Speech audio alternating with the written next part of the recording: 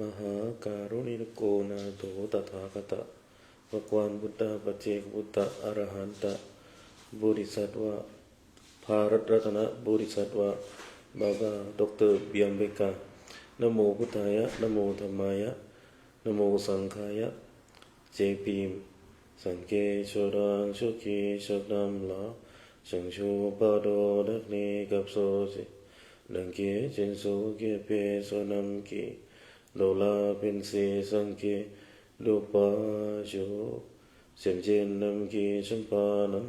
โลเจติตาจิตาวะเสสงทดมงเทกไปโชกีโคโลโคดูโสตายาตาคเตคเตปาระคเตปาระสังกติปุติสวาหานัมโมบงเสติกามุนิสวัตโอมมานีเปเมโอมอามิตุโฟกราบถวายความเคารพพระอาจารย์ดรพระมหาจัญญาสุทธิยาโนเจ้าอาวาสวัดพุทธปัญญา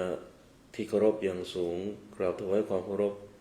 ท่านพระอาจารย์ดรพระมหานรินทร์นรินทร์โทแล้วก็ขอโอกาสท่านพระอาจารย์พระมหาพัชรพลอารยธรรมโมแล้วก็ขอโอกาสท่านพระอาจารย์รองศาสตราจารย์ดรมารุตเมธิโกรวมถึงท่านพระอาจารย์วงศ์กิติวุฒโธแล้วก็รวมถึงธรรมสวัสดีไปยังเพื่อนๆพระภิกษุผู้ประพฤติวัดปฏิบัติธรรมเจริญในชีวิตพรหมจรรย์ทุกท่านรวมถึงครูบาอาจารย์พระธรรมทูตที่ปฏิบัติศาสนกิจอยู่ทั่วโลกด้วยกันทุกท่านด้วยนะครับแล้วก็ที่สำคัญขอเจริญพรมายังญาติโยมชาววัดพุทธปัญญาแล้วก็รวมถึงอาจจะมีญาติโยมจากชาววัดประสาทมาติดตามด้วยนะครับก็ขอเจริญพรทักทายทุกท่านนะในค่ำคืนนี้นะเวลานี้ก็คือ4:14 นาทีประมาณนี้นะครับก็มาคุยกันต่อนะครับสำหรับวันนี้ซึ่งเป็นวันธรรมสวนะเป็นวันพระใหญ่ก็อย่างที่ทราบว่าทางวัดก็จะจัดให้มีการแสดงธรรมตั้งแต่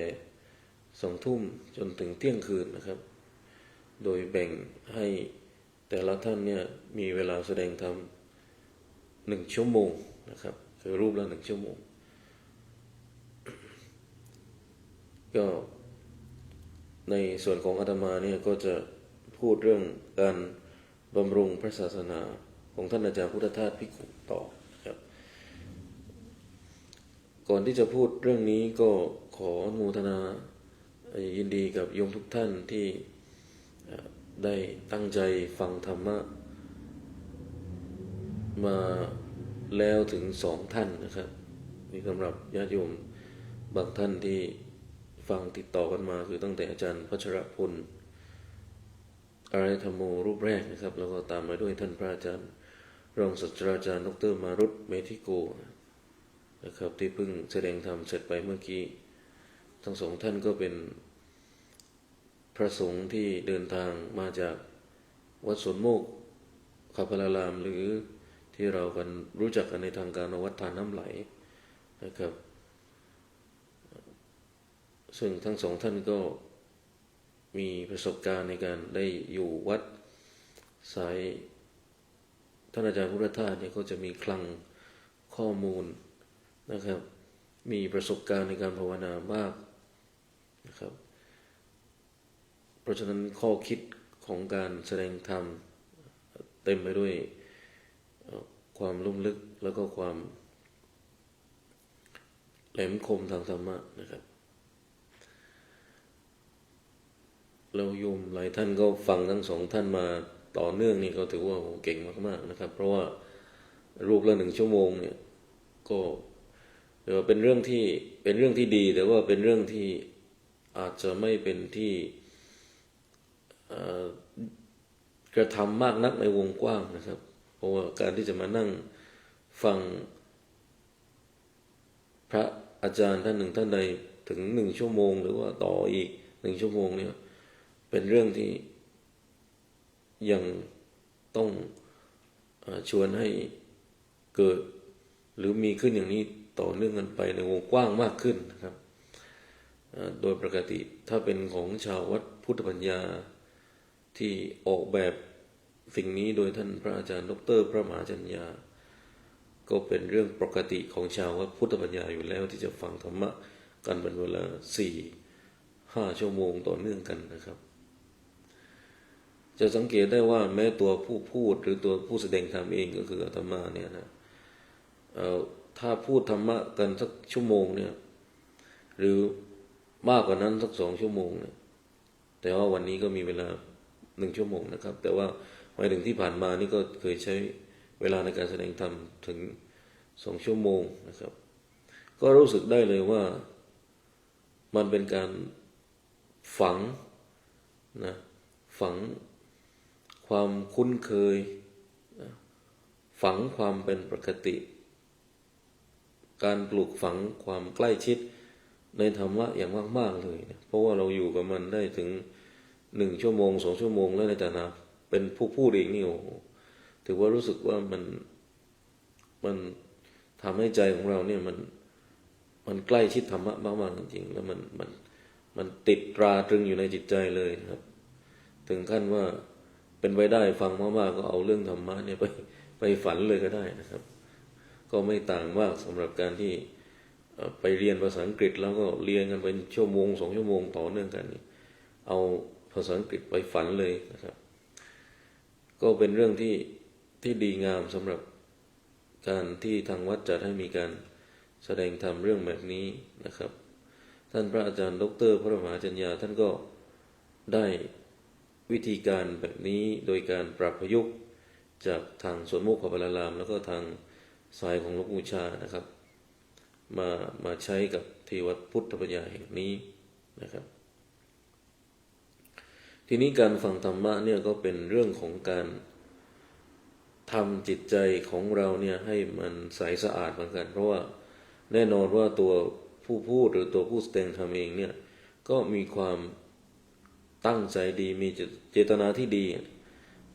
ในการที่จะพูดเรื่องธรรมะนั้นๆในแต่ละข้อตามที่ท่านไปศึกษาค้นคว้าหรือตามที่ท่านได้เข้าใจมาแต่ละท่านก็จะมีมุมมองนะมีความเข้าใจในธรรมะเนี่ยที่แตกต่างกันนะแต่ว่าไม่ได้หมายถึงว่าทำให้ธรรมะของพระพุทธเจ้านั้น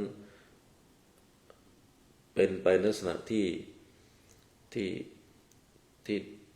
งดงามหลากหลายมากขึ้นเป็นเรื่องที่ดีนะครับซึ่งอันนี้เราก็จะสามารถสังเกตได้เองจากในกรณีที่เราในฐานะเป็นผู้ฟังนะครับทีนี้การฟังธรรมะเนี่ยไม่ว่าพระอาจารย์ท่านไหนก็ตามสิ่งหนึ่งที่เราได้ฝึกอยู่แล้วก็คือการฝึกให้ใจของเราเนี่ยมันใสสะอาดเหมือนกับภาชนะจานหรือถ้วยได้ถูกเช็ดถูกขัดถูกถูทำความสะอาดก่อนที่จะเอามาใส่น้ำใส่อาหารเปรียบเหมือนกับจานหรือถ้วยใบนั้นถ้าเราอยู่ๆยังไม่ได้ล้างไม่ได้เช็ดต่อให้ภายนอกของถ้วยเนี่ยดูมีลวดลายสวยงามนะมีเส้นสวยงามเพียงแต่ว่าจานไม่สะอาดเอาน้ำไปใส่เอาของกับข้าวไปใส่เนี่ยมันก็ดูเลอะแล้วมันก็ดูไม่สวยงามแล้วก็เอามารับประทานไม่ได้นะครับเพราะฉะนั้นการฟังธรรมะเนี่ยผนวกกับการที่แต่ละท่านเนี่ยมีความตั้งใจที่จะอยู่ในศีลของโยมโดยเบื้องต้นก็ศีล 5แล้วถ้าเรามีอินทรียสังวรศีลเข้ามาอีกนั่นหมายถึงว่า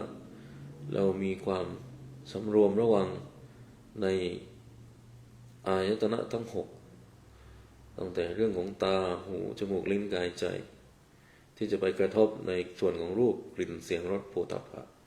คือพูดง่ายๆว่าเรามีอินทรียสังวรไม่ใช้ชีวิตตามความอยากของเราไม่วิ่งตามกิเลสนะครับเท่าทันมันนะครับแล้วก็เห็นอันตรายของการที่เราไม่เท่าทันกิเลสที่เข้ามา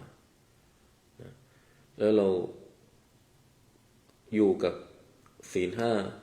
ที่เรารับหรือสมาทานศีลห้าต่อจากพระภิกษุแทบทุกครั้งเวลาที่เราเข้ามาในวัดต่างๆนะครับแล้วเมื่อเราได้มาฟังธรรมะนี่มันก็ทำให้เราเกิดปัญญาขึ้นมาอีกนะครับดังพุทธสุภาษิตที่ว่าสุสูตังละปฏิปัญญาฟังด้วยดีย่อมเกิดปัญญาแล้วก็เป็นการสะสมในภาษาบาลีหรือภาษาพระที่เรียกว่าสะสมฝึกฝนความเป็นพหูสูตรของเราคือการเป็นผู้ที่ได้ยินได้ฟังมากนะครับเปรียบเหมือนกับพระอานนท์นะก็เป็นผู้ที่มีพระหูสูตรได้ฟังได้เรียนมามากนะครับ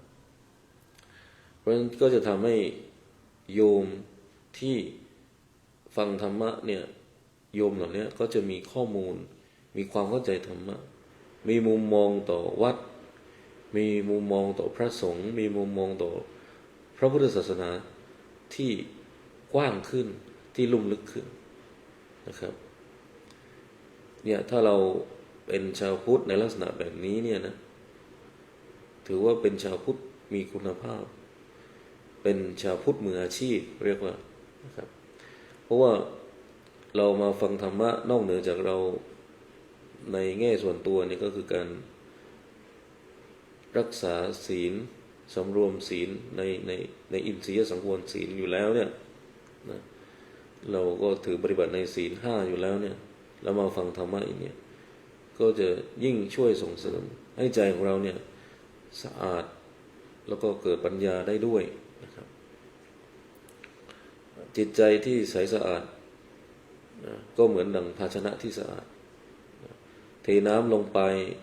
น้ำนั้นก็สามารถดื่มได้นะครับแต่หากจิตใจของเราไม่สะอาดหน้าตาของเราดีขนาดไหนผิวพรรณเราเปล่งปลั่งขนาดไหนแต่จิตใจไม่สะอาดก็เป็นพิษเป็นภัยได้ถ้วยจานดูภายนอกสวยงามแต่ว่าไม่สะอาดเนี่ยใส่ออกไปก็ทานอะไรไม่ได้แล้วก็เป็นพิษอาหารเป็นพิษจิตใจของเราถ้าไม่ฝึกฝนไม่ทำให้มันใสสะอาดเนี่ยมันก็เป็นพิษต่อตัวเองแล้วก็เป็นพิษต่อคนอื่นไม่เป็นประโยชน์เป็นโทษนำความเดือดร้อนมาสู่ตัวเองและคนอื่นเขาเปรียบเหมือนกับคนที่คือคนที่จิตใจคนที่เป็นภัยต่อคนอื่นก็เหมือนกับคนที่จิตใจที่มีพิษที่เริ่มต้นจากตัวเองนะครับอันนี้ก็เป็นข้อเปรียบเทียบเสรีแล้วก็เป็นคิดว่าเป็นข้อหลักใหญ่ของการมาฟังธรรมะแล้วเกิดประโยชน์ในลักษณะอย่างนี้ทีนี้ก็จะเข้าสู่เนื้อหาของเรื่องที่จะพูดวันนี้คือเรื่องการบำรุงพระพุทธศาสนาซึ่งเขียนโดยท่านอาจารย์พุทธทาสภิกขุการหยิบยกเรื่องนี้เข้ามาพูดเนี่ยก็คิดว่าน่าจะเหมาะสมกับข่าวคราวสถานการณ์ของพระสงฆ์ในปัจจุบันนะครับของวัดวาในปัจจุบันเริ่มตั้งแต่มีข่าวคราวเรื่องสีกาก๊อปกระทบกระเทือนทำให้พระมหาเถระหลายท่านที่มีพรรษาต้องลาสิกขาออกจากความเป็นพระภิกษุแม้บวชมาเกิน15พรรษาแล้วก็ตามก็เป็นเรื่องที่กระทบกระเทือนจิตใจพุทธศาสนิกชนจำนวนมากนะครับแล้วก็ต่อมานี่ก็ตามมาด้วยการที่ช่วงนี้ก็มีข่าวคราวเรื่องตำรวจทางฝ่ายบ้านเมืองนี่โดยเฉพาะตำรวจสอบสวนกลางตำรวจทางพวกตำรวจITทั้งหลายเนี่ยเขาก็ดูเหมือนว่าจะมีความพยายามที่จะเข้ามาตรวจทรัพย์สินของทุกวัดนะตอนนี้ไม่ใช่แค่วัดที่มีข่าวแล้วแต่ดูเหมือนว่าทางฝ่ายบ้านเมืองก็ ตั้งใจที่จะมาตรวจสอบมาดูเงินวัดนะครับอันนี้ก็เป็นความเคลื่อนไหวของทางฝ่ายบ้านเมืองทีนี้มันก็จะเกี่ยวข้องกับการบำรุงพระศาสนาอย่างไรเนี่ยเดี๋ยวต้องลองมาช่วยกันคิดตามดูนะครับคือโดยปกติเวลาที่เราพูดถึงเรื่องการบำรุงพระศาสนาเนี่ยเราก็จะนึกถึงอยู่คร่าวๆว่าหนึ่งก็คือการทำบุญค่าน้ำค่าไฟใช่ไหมครับแล้วก็การเลี้ยงอาหารพระภิกษุสามเณรที่อยู่ในวัดหรือตามมาด้วยการสร้างเสนาสนะการสร้างโบสถ์วิหารลานเจดีย์ให้มันดูสะอาดให้มันดูยิ่งใหญ่นะหรือถ้าเป็นสายสวนโมกเนี่ยก็ไม่เน้นเรื่องความยิ่งใหญ่ของเสนาสนะของโบสถ์วิหารลานเจดีย์แต่ว่าเน้นหรือมีเป้าหมายเพื่อที่จะสร้างสิ่งนั้นมาเพื่อที่จะเป็นประโยชน์ต่อการใช้สอยเช่นสร้างศาลามานี่ก็เพื่อที่ให้พระโยมมานั่งถือศีลปฏิบัติธรรมกันนะแล้วก็จะเห็นได้ว่าหลายท่านมีโอกาสได้ไปสวนโมกหรือว่าอ่านหนังสือที่เกี่ยวกับสวนโมกเนี่ยก็จะเห็นว่าลวดลายไทยหรือว่าการใช้ศิลปะเน้นๆเนี่ยเราก็สร้างให้มันโอโถงให้มัน comfortable ไว้ให้มันนุ่มๆเข้าไว้เนี่ยดูเหมือนแล้วก็เห็นได้ว่านี่ไม่ใช่สิ่งที่วัดสวนโมกหรือแม้แต่วัดพุทธปัญญาหรืออีกหลายๆวัดที่เห็นประโยชน์ของคำสอนจากสวนโมกคำสอนของท่านพระพุทธทาสก็จะไม่ทำอย่างนี้นะครับแล้วประโยชน์ที่เราเห็นก็คือหลายๆวัดได้รับอิทธิพลจากสวนโมกก็คือในเรื่องของการสร้างเสนาสนะตรงนี้อย่างเช่นไม่เน้นการสร้างให้ใหญ่โตแต่ว่าบางหลายๆที่ก็นำลานหินโค้งเนี่ยไปสร้างอย่างเช่นนำภาพไปเจอวัดหนึ่งที่อยู่ทางจังหวัดจะไม่ผิดน่าจะที่ชัยภูมิที่อำเภอเมืองวัดเนี่ยเป็นวัดสายธรรมของหลวงพ่อเทียนอิตสุโภพระที่เป็นเจ้าวาดท่านก็ถูกฝึกฝนอบรมมาจากสายหลวงพ่อเทียนจิตสุโภแต่ว่าท่านก็มีลานหินโค้งนะไว้ที่จังหวัดชัยภูมิอาตมาก็ไปเห็นแล้วนี่ก็ซาบซึ้งก็ทึ่งมากๆเพราะว่านี่เป็นความใจกว้างนี่เป็นการเห็นประโยชน์ของแม้ว่าสายหลวงพ่อเทียนจิตสุโภจะมีการถือปฏิบัติภาวนาแบบเคลื่อนไหว14จังหวะที่นั่งยกฝ่ามือกันอย่างนี้นะเพื่อให้รู้เพื่อฝึกให้จิตเนี่ยคุ้นเคยกับฐานกายนะครับแต่ในขณะเดียวกันก็มีลานหินโค้งแล้วก็มีการเน้นการสร้างเสนาสนะที่เป็นไปเพื่อเป็นประโยชน์ต่อการให้คนได้มาศึกษาฝึกฝนปฏิบัติภาวนานะครับอันนี้เป็นสิ่งที่ดีงามที่ไม่มีปัญหาเรื่องของความแตกต่างเรื่องของวิถีของเขาภาวนาจะแตกต่างกันแต่ว่าในแง่ของประโยชน์เมื่อเห็นว่ามันเป็นประโยชน์แล้วเนี่ยมันมองข้ามเรื่องของแบรนด์เรื่องของความแตกต่างบางอย่างนะครับ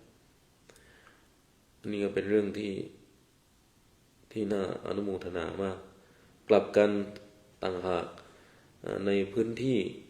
ที่ใกล้จากจังหวัดสุราษฎร์ธานีใกล้จากสวนโมกไม่ว่าจะเป็นจังหวัดสุราษฎร์ธานีเองหรือในอำเภอหลังสวนอำเภอละแมที่ใกล้มาหน่อยกลับงานของท่านอาจารย์พุทธทาสหรือวัดที่จะเห็นประโยชน์ของงานท่านอาจารย์พุทธทาสเนี่ยพูดได้ว่าอาจจะไม่มีมากนักมีอยู่แต่ไม่มีมากนัก นะครับนั่นเพราะว่ามันเกี่ยวข้องและเกี่ยวเนื่องกับทัศนคติหรือมุมมองเมื่อเราพูดถึงการบำรุงวัดวาพระพุทธศาสนาเพราะเวลาเราพูดถึงการบำรุงวัดวาพระพุทธศาสนาที่เราค้นพบก็คือเรื่องของการทำบุญโดเนชั่นการน้ำค่าไฟการสร้างเสนาสนะการทำบุญให้พระท่านได้ไม่ลำบากเรื่องการขบฉันแต่ว่าเห็นไหมว่าเวลาเราพูดเรื่องบำรุงพระศาสนาเนี่ยส่วนใหญ่แล้วเนี่ยเราจะตัดออกไปเลยว่าไม่เกี่ยวข้องกับการศึกษาปฏิบัติธรรมท่านอาจารย์พุทธทาสเนี่ยบอกว่านี่คือหัวใจหลักเลยนะของการบำรุงพระพุทธศาสนานะครับซึ่งอาตมาภาพได้พูดไปแล้วในครั้งก่อนของวันธรรมสวนาในครั้งก่อนนู้นนะครับวันนี้ก็มาพูดกันต่ออีกนะครับเพราะว่ายังพูดไม่หมดแล้วก็เห็นว่ายังมีประโยชน์อีกเยอะที่จะพูดต่อนะครับทีนี้ท่านอาจารย์พุทธทาสเนี่ยยังพูดต่อไปอีกว่าสิ่งที่เรียกว่าการบำรุงพระพุทธศาสนานั้นเนี่ยแม้จะไม่เกี่ยวข้องกับพระเนรก็ยังถือเป็นการบำรุงพระศาสนาได้การที่ท่านอาจารย์พุทธทาสท่านเมตตาสั่งสอนอย่างนี้ฟังแล้วอาจจะขัดหูสำหรับพระมหาเถระบางท่านหรือชาวพุทธบางท่านอาจจะมองว่าไม่มีพระภิกษุสามเณรแล้วจะเรียกว่าเป็นการบำรุงพระศาสนาได้อย่างไรแต่ท่านอาจารย์พุทธทาสบอกว่าแม้ว่าจะไม่เกี่ยวข้องกับพระเนรก็ยังถือว่าเป็นการบำรุงพระศาสนาได้เนี่ยแสดงว่าอาจารย์พุทธทาสใจกว้างมากนะแล้วเห็นประโยชน์แบบกว้างมากนะครับญาติโยมทั้งหลายเชื่อหรือเปล่าว่ามันมีวัดหรือสถานที่ปฏิบัติธรรมใช้คำว่าสถานที่ปฏิบัติธรรมดีกว่านะหรือกลุ่มก้อนทางสังคมทางพุทธศาสนาที่มีการบำรุงวัดวาอารามแต่ไม่เกี่ยวข้องที่เป็นการบำรุงพระพุทธศาสนาแต่ไม่เกี่ยวข้องกับพระเนรเลยนะแต่ว่ามันเป็นประโยชน์และเป็นเพราะว่าพุทธศาสนาในพื้นที่นั้นๆเนี่ยไม่มีพระเนรที่มากพอหรือมีพระภิกษุสามเณรที่พร้อมพอที่จะมาทำเรื่องการนำให้ญาติโยมเนี่ยศึกษาปฏิบัติในพระธรรมวินัยคือหมายความว่าพระไปทำเรื่องอื่นทำให้โยมเองเนี่ยก็ต้องรวมตัวกันในการบำรุงพุทธศาสนาในแง่นี้ในแง่ของการที่โยมเนี่ยบำรุงพุทธศาสนาในแง่นี้ก็คือการที่ว่ามาช่วยกันศึกษาปฏิบัติธรรมนะซึ่งมันเกิดในพื้นที่ที่นี่แหละหนึ่งเกิดวิกฤตที่พระไม่สามารถเป็นผู้นำทางศาสนาได้เกิดวิกฤตที่ศาสนาพุทธเนี่ยเพิ่งได้รับการฟื้นฟูนะครับเรามีตัวอย่างนี้จริงๆซึ่งเราเรียกกลุ่มชาวพุทธที่เป็นลักษณะแบบนี้เรียกว่า secular Buddhism นะครับ secular Buddhism คือเป็นกลุ่มทางพุทธศาสนาที่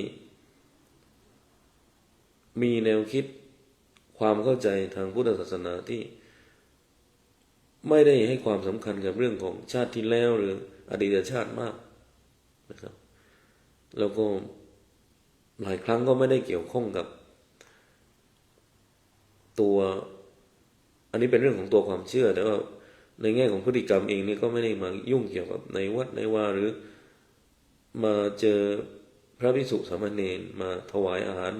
พระภิกษุสามเณรนะครับซึ่งองค์กรหรือชุมชนทางพุทธศาสนาเนี่ยเกิดขึ้นในประเทศอินเดียเกิดขึ้นในพม่าทั้งที่พม่าแล้วก็อินเดียเนี่ยเป็นชาติทางพุทธศาสนาที่เข้มแข็งมาก่อนใช่ไหมแล้วก็เกิดขึ้นในประเทศในยุโรปในอเมริกาที่พุทธศาสนายัง ยังไม่เกิดสังฆะไม่มีพระสงฆ์มากนะหรือมีก็อาจจะไม่เพียงพอที่จะมาทำหน้าที่ในการบำรุงพุทธศาสนาในแง่ของการสั่งสอนนำพาปฏิบัติธรรมนะครับอันนี้มันก็จะตอบคำถามว่าทำไมท่านอาจารย์พุทธทาสมองว่าการไม่ต้องเกี่ยวข้องกับพระเนรก็ยังเป็นการบำรุงพระศาสนาได้นะครับเพราะว่าถ้าเราตัดเพียงแต่ว่าการบำรุงพระพุทธศาสนานั้นต้องเกี่ยวข้องกับพระเนรเนี่ย เราจะไม่มีองค์กรแบบนี้แล้วเรามองไม่เห็นคุณค่าองค์กรแบบนี้เลยคือบางองค์กรที่เขาไม่ได้มาบำรุงพระเนรเนี่ยนะแต่เขาถือว่าแต่อาจารย์พุทธทาสถือว่าเป็นการบำรุงพระศาสนาเนี่ยเป็นเพราะว่าเขามีเงื่อนไขอะไรบางอย่างแต่ว่ามันไม่ได้หมายความว่าภายใต้เงื่อนไขที่เขาทำแบบนั้นเนี่ยมันจะไม่เป็นประโยชน์ต่อพระพุทธศาสนายกตัวอย่างการเกิดขึ้นของสายปฏิบัติของท่านโคเอนกาเนี่ยชัดมากอุบาคินซึ่งเป็นผู้นำพาปฏิบัติอยู่ในพม่าเริ่มสอนพุทธศาสนาให้กับชาวอังกฤษชาวต่างชาตินะครับนอกวัดนะกระบวนการนี้เกิดขึ้นหรือกลุ่มนี้เกิดขึ้นในขณะที่อังกฤษเนี่ยเข้ามามีบทบาทเข้ามาoccupy มาปกครองในประเทศพม่าอุบาคินเนี่ยเริ่มสอนพุทธศาสนาให้กับชาวอังกฤษแล้วก็มองว่านี่คือจิตวิญญาณของพม่าที่เข้มแข็งที่สุดที่เหลืออยู่ในเวลานี้เพราะว่าเรื่องสู้อังกฤษมันพังทลายไปเยอะแยะเละแล้วนะครับแต่จิตวิญญาณตรงนี้ที่เข้มแข็งเนี่ยยังอยู่คือเรื่องสมาธิคือเรื่องพระพุทธศาสนาเพราะนั้นจะรอให้ฝรั่งมาเข้าวัดเนี่ยไม่ทันอุบาคินก็เลยสอนพุทธศาสนาออกไปนอกวัดคืออันนี้ก็จะตอบกับสิ่งที่มีอดีตพระมหากษัตริย์ไทยเคยถามหลวงพ่อท่านหนึ่งนะว่ากระผมเองเนี่ยมีงานมากมายที่ไม่ได้มาที่วัดไม่ได้เข้าวัดไม่ได้ปฏิบัติธรรมแต่ว่าอยากจะปฏิบัติธรรมต้องทำยังไงอย่างนี้นะท่านก็แนะนำว่าก็ทำบ้านนี้ให้เป็นวัดซะนะครับหากไม่มีเวลามาที่วัดอันนี้ก็เหมือนกันคือเรามานั่งรอให้คืออันนี้หมายถึงโยมเองนะอันนี้โยมฟังแล้วอาจจะเป็นประโยชน์กับโยมเองนะครับแต่ไม่ได้หมายความว่าอุบาคินหรือว่าหลายๆท่านเนี่ยเกลียดพระหรือเลิกไม่ยุ่งกับพระนะเหมือนที่บางสำนักที่เกิดขึ้นในเมืองไทยเวลานี้คือบางครั้งมันเป็นเรื่องของการเกลียดอะไรก็ตามที่เราเริ่มรู้สึกว่าเราเกลียดคนอื่นแล้วเรารู้สึกว่าเรากำลังทำความดีเนี่ยท่านอาจารย์พุทธทาสบอกว่าถ้าติดดีติดชั่วอัปรีดีเท่ากันนะครับหมายถึงว่าไม่ได้ต่างกันเลยนะครับเพราะฉะนั้นอย่าไปติดอย่าไปเกลียดใครให้เราระมัดระวังความชั่วของคนอื่นไม่ใช่เราไปมองความชั่วของคนคนนั้นอย่างเดียวถ้าเราไปมอง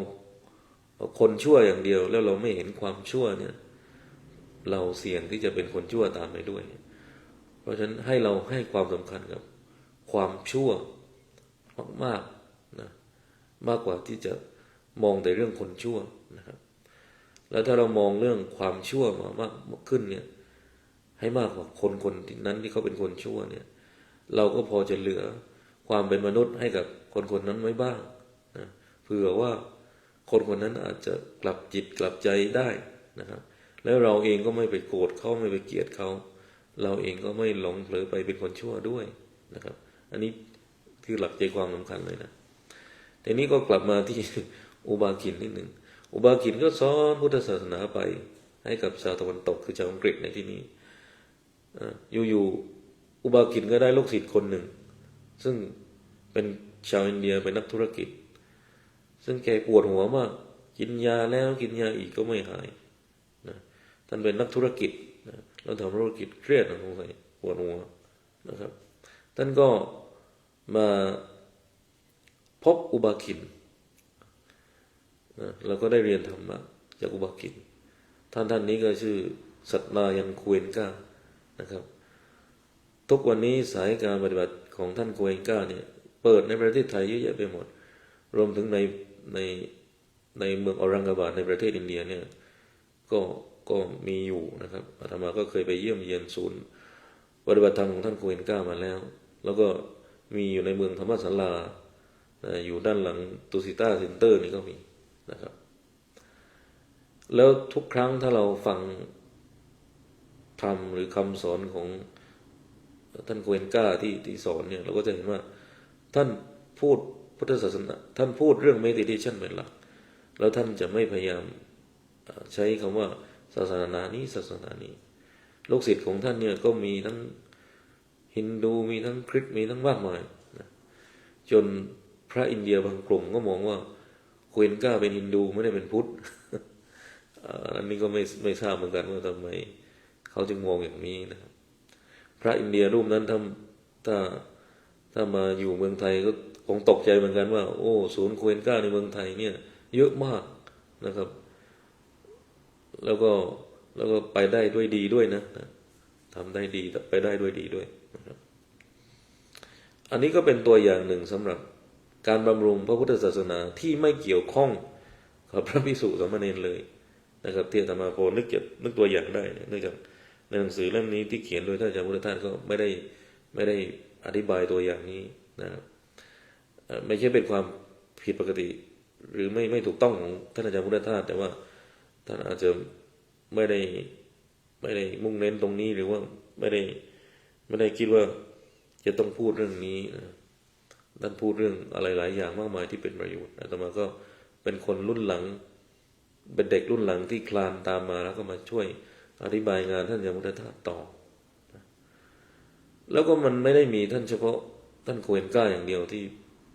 เป็นชาวพุทธที่บำรุงพุทธศาสนานะแล้วท่านอาจารย์พุทธทาสมองว่าเนี่ยถ้าเป็นการบำรุงพุทธศาสนาอย่างเนี้ยแม้ว่าไม่เกี่ยวข้องกับพระเนรเนี่ยก็ถือเป็นการบำรุงพุทธศาสนาได้เหมือนกันนะครับอย่างยกตัวอย่างอีกที่หนึ่งครับก็คือที่เกิดขึ้นในอินเดียเองนอกเหนือจากทางสายของท่านดร.เบกทางสายของท่านสัตนายันคูเอนกาคือสายสัตนายันคูเอนกาเนี่ยเป็นสายที่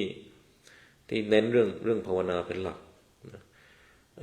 คูเอนกาท่านไม่ได้เน้นเรื่องการไปเกี่ยวข้องการปรับโครงสร้างองค์กรนะเห็นความสำคัญของประชาธิปไตยสิทธิมนุษยชนเพราะว่าตัวท่านคูเอนกาเองเนี่ยก็อาจจะเป็นคนที่เติบโตมาในครอบครัวชุมชนที่พร้อมไม่ได้รู้สึกว่าตัวเองต้องสวยต้องต่อสู้ดิ้นรนกับโครงสร้างทางสังคมวัฒนธรรมที่มันผิดปกติอะไรบางอย่างในประเทศอินเดียที่คนให้ความสำคัญกับชนชั้นฮินดูที่สูงนะมองชนชั้นอื่นที่ต่ำกว่าพราหมณ์เนี่ยด้อยค่านะซึ่งอันนี้มันอยู่ในมิติของทางวัฒนธรรมของฮินดูในยุคนั้นแม้ยุคปัจจุบันก็ยังมีอิทธิพลอยู่มากเช่นการแต่งงานของชาวอินเดียที่จะต้องแต่งงานโดยวรรณะเท่ากันนะครับเช่นอยู่วรรณะพราหมณ์จะไปแต่งกับวรรณะจันทานก็ยังไงอยู่นะครับไม่เป็นที่นิยมแล้วก็ยังถูกจับตาถูกด่าถูกเพ่งเล็งจากคนในสังคมด้วยทีนี้มันก็จะมีกลุ่มพุทธศาสนาอีกกลุ่มหนึ่ง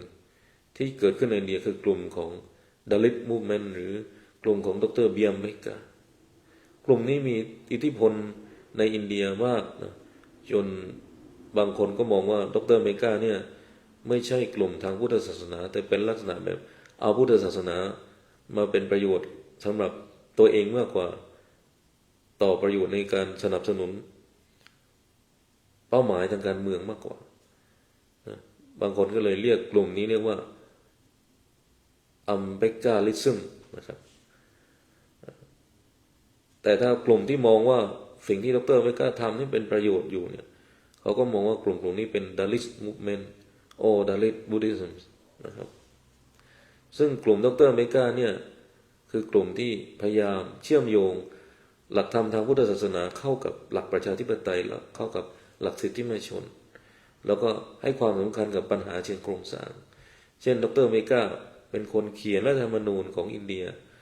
แล้วก็ยังใช้อยู่กระทั่งจนถึงปัจจุบันนะครับหลังจากที่อินเดียได้รับเอกราชแล้วนะเป็น independent country หลังจากที่อังกฤษปกครองอินเดียอยู่200 กว่าปีนะครับ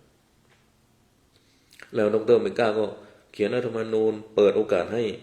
ซิทธิ์หรือมีที่นั่งให้กับคนทำงานคนเรียนหนังสือเท่ากันจากเดิมเนี่ยที่นั่งสำหรับคนทำงานก็ถูกยกให้ความสำคัญไว้กับกลุ่มวรรณะพราหมณ์วรรณะสูงเท่านั้นดร.เมกาก็เปลี่ยนไปหมดดร.เมกาก็เขียนเรื่องsecularism นะปรับโครงสร้างให้คนจนมีโอกาสได้มีที่ว่างในการทำงานมีโอกาสได้เรียนมหาวิทยาลัยเท่ากันแล้วก็สร้างโรงเรียนหนึ่งที่ชื่อว่าโรงเรียนที่มิลินคอลเลจนะครับซึ่งอยู่ในเมืองออรังกาบาดมิลินคอลเลจเนี่ยก็เป็นโรงเรียนที่สร้างขึ้นมาโดยที่ไม่ได้เกี่ยวข้องกับพระไม่มีส่วนร่วมอะไรเลยนะครับมิลินคอลเลจเนี่ยหรือกิจการหลายๆอย่างของดร.เมกาที่ผลักดันและทำอยู่ในยุคที่ดร.อเมริกายังมีชีวิตเนี่ยก็ไม่ได้มีพระเข้าไปเกี่ยวข้องหรือดร.อเมริกาเองก็ไม่ได้ไปบำรุงพระอะไรเลยแต่อาตมาคิดว่ามันเป็นประโยชน์ต่อพุทธศาสนามากเป็นประโยชน์ยังไงเดี๋ยวจะค่อยๆเล่าไปนะครับซึ่งเนี่ยเป็นการตอบ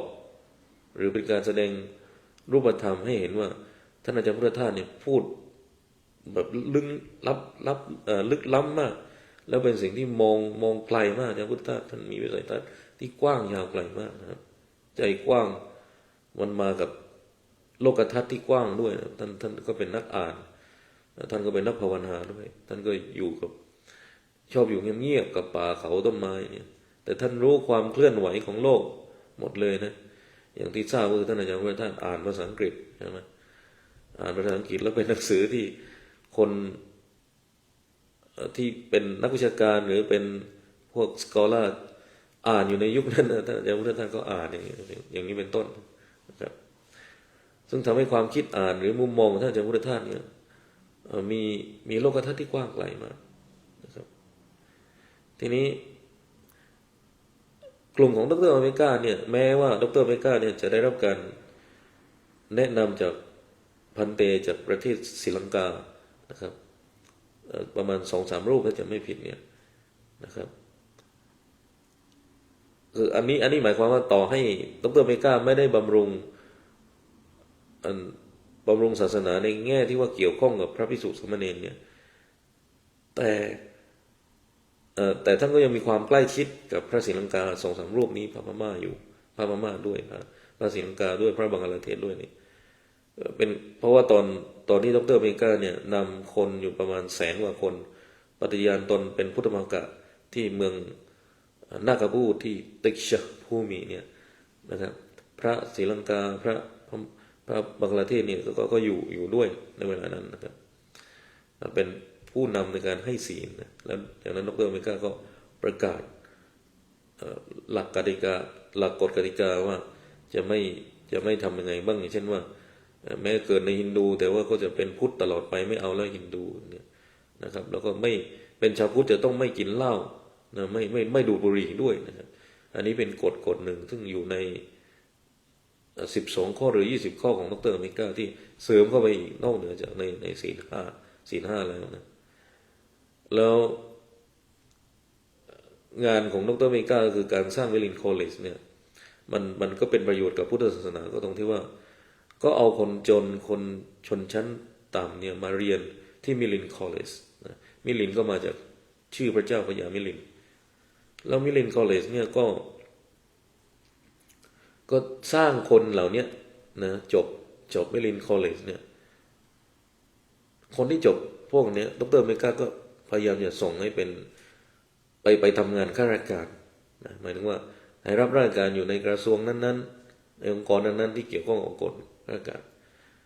แล้วผลก็คือคนที่เป็นคนพุทธเหล่านี้นะที่มาหรือแม้อาจจะไม่ใช่พุทธแต่ว่ามารับคติมารับองค์ความรู้จากพุทธเพราะว่ามิลินคอลเลจเนี่ยมันก็มีการสอนพุทธศาสนาด้วยนะครับแล้วก็มันมีฟอร์มมันมีภาพของศาสนาพุทธอยู่ต่อให้ว่าเขาไม่ได้นิมนต์พระมาเทศมาสอนนะแต่ว่าเขามีหลักการทางพุทธศาสนาอยู่ก็ทำให้คนเหล่านี้เนี่ยเมื่อ โตขึ้นได้รับการศึกษาเนี่ยก็ไปผลักดันไอ้หน่วยงานราชการในอินเดียนะครับแล้วทำให้คนพวกนี้ค่อยๆขยับจากชนชั้นล่างเติบโตเป็นชนชั้นกลางนะแล้วค่อยๆขยับส่งลูกเรียนสร้างฐานะตัวเองอะไรมากขึ้นก็ทำให้พุทธศาสนาแบบดร.เมกาเนี่ยได้รับการกระจายมากขึ้นในอินเดียแล้วก็คนพวกนี้ทุกวันนี้ก็เติบโตเป็นชนชั้นกลางนะไม่ใช่เป็นชาวบ้านยากจนลำบากธรรมดาแล้วจบลูกหลานก็จบปริญญาตรีปริญญาโทปริญญาเอกนะเป็นนักการเมืองอย่างลูกของดร.เมกาอย่างเช่นประกัตอเมริกาเนี่ยนะครับเป็นนักการเมืองที่ยังมีบทบาทอยู่ในรัฐมหาราชเนี่ยนะครับอันนี้ก็พี่ๆน้องๆของประกัตอเมริกาอีกหลายคนซึ่งเป็นหลานของดร.เมกาเนี่ยนะครับ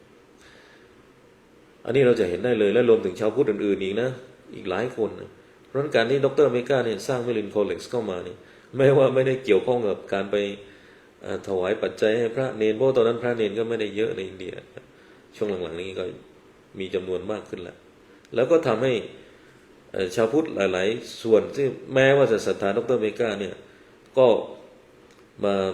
พอมีวัดมีพระเนรหมดเขาก็มีความสัมพันธ์ร่วมกันนะครับก็เริ่มขยับทำงานร่วมกัน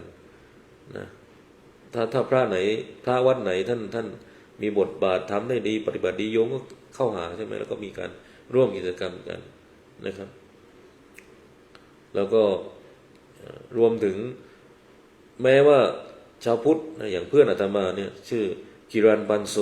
นะครับคิรันบันโซเนี่ยก็เป็นเพื่อนที่เรียนปริญญาเอกด้วยกัน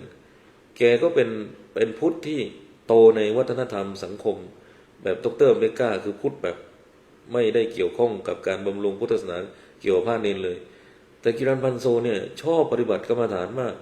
ชอบนั่งวิปัสสนามากนะแม้ว่าจะเรียน Public Administration ไม่ว่าจะเรียนรัฐภาษาศาสตร์นะแต่แกเนี่ยก็เที่ยวตะเวนหาคอร์สภาวนาแล้วแกก็ไปนั่งภาวนากับสายด็อกเตอร์สายท่านสนายันโคเอนกานะครับซึ่งเวลาเขาสอนของท่านโคเอนกาก็จะเปิดเทปให้ปฏิบัติภาวนาใช่ไหมครับอันนี้ก็เหมือนกันนะครับทีนี้วันหนึ่งอาตมาก็นั่งคิดฝันนะว่าถ้าสายหลวงบูชาปักหลักลงได้ในรัฐมหาราชเหมือนที่ตอนนี้ที่นิวเดลีนี่ก็มีสายของหลวงบูชาสายหลวงพ่อเลี่ยมนะครับหลวงพ่อเลี่ยมก็ไปเปิดแล้วก็สร้างไว้ที่เดลีใกล้ๆกับสนามบินที่นิวเดลีแล้วก็ยังไปเห็นว่าไปเปิดสำนักอยู่ที่หายานะด้วยนะครับที่รัฐหายานะซึ่งรัฐหายานะเนี่ยก็จะเป็นทางผ่านที่จะเข้าไปสู่รัฐปัญจาบแล้วก็เข้าไปสู่รัฐหิมาลายันจันดิกาแถวนั้นนะครับก็เป็นเมืองใหญ่เป็นเมืองที่อากาศดีเลยแหละครับอันนี้ก็เป็นเรื่องของการที่แม้ว่าเริ่มต้นของพุทธศาสนาในยุคเริ่มแรกหลังจากพุทธศาสนาดีคลายหายไปจากประเทศอินเดียแล้วเนี่ยมันก็เกิดกลุ่มพุทธศาสนาที่ไม่ได้บำรุงพุทธศาสนาเกี่ยวข้องกับพระเนรเลยพุทธศาสนามันถูกทำลายมากใช่ไหมครับพระอยู่ได้เนี่ยเพราะว่าชาวบ้านซัพพอร์ตถ้าชาวบ้านไม่ซัพพอร์ตมันก็ยากที่จะมีกำลังนะแต่ว่าคนที่เขามีกำลังอย่างดร.เมกาอย่างโคเอนกาเนี่ยเขามีกำลังเขามีโคเอนกาอาจจะไม่มีตังในช่วงแรกแต่ว่าความที่ท่านต่อสู้ดิ้นรนขวนขวายอ่านหนังสือเยอะเรียนเยอะมากสร้างตัวสร้างตนจนผลักดันตนเองให้ไปสู่การเขียนรัฐธรรมนูญในอินเดียได้เป็นรัฐมนตรีกระทรวงยุติธรรมได้นะเป็นศาสตราจารย์เป็นด็อกเตอร์สอนอยู่ในที่เมืองที่เมืองมุมไบหรือมุมเบย์ในอดีตได้นะก็ต้องอาศัยคนอย่างนี้แต่ว่าในท้ายสุดเนี่ยผลมันเกิดประโยชน์ต่อพระระยะหลังมาใช่ไหมก็มีชาวพุทธไทยก็ไปสร้างวัดพระไทยก็ไปสร้างวัดแล้วก็โดยเฉพาะสายหลวงบูชาเนี่ยไม่ได้สร้างวัดอย่างเดียวแต่เขาเริ่มต้นจากการไปสอนภาวนาก่อนนะอย่างท่านอาจารย์ชยสาโรเนี่ยท่านก็ไปสอนแล้วโยมชาวพุทธเนี่ยของดร.เมกาเนี่ยนะเขาศรัทธาดร.เมกามาก่อนพอมาเจอพระอย่างอาจารย์ชยสาโรเนี่ยหรือพระไทยเองที่ไปเรียนหนังสืออย่างอาตมาเองเนี่ยเขากราบแล้วกราบอีกนะก็ทำให้เกิดความสัมพันธ์ที่ดีกันคือต่อให้ว่าไม่ได้เริ่มจากการบำรุงพุทธศาสนา แบบไปเกี่ยวข้องกับพระเนรแต่ก็มีความรู้สึกที่ดีที่งดงามเคารพพระเนรได้เพราะว่าพระเนรเราเนี่ยก็ที่ไปอยู่เนี่ยก็ทำประโยชน์แล้วก็วางตนวางตัวในทางที่เป็นประโยชน์ในทางที่น่าเคารพศรัทธาก็ได้รับการสนับสนุนคืออะไรที่มันดีแล้วมีประโยชน์เนี่ยเขาอยากได้ทั้งนั้นแหละโดยธรรมชาติของมนุษย์อะไรที่ดีเป็นประโยชน์แล้วไม่เดือดร้อนต่อตัวเขาเนี่ยเขารับหมดแหละโดยธรรมชาติของมนุษย์เป็นอย่างนี้นะครับแต่ถ้าธรรมชาติของมนุษย์เริ่มรู้สึกแล้วว่าแหมให้ไปสนับสนุนไปก็ยังไม่เป็นประโยชน์นะแล้วยังเป็นโทษตามมาเนี่ยนะเขาก็เริ่มจะไม่มั่นใจ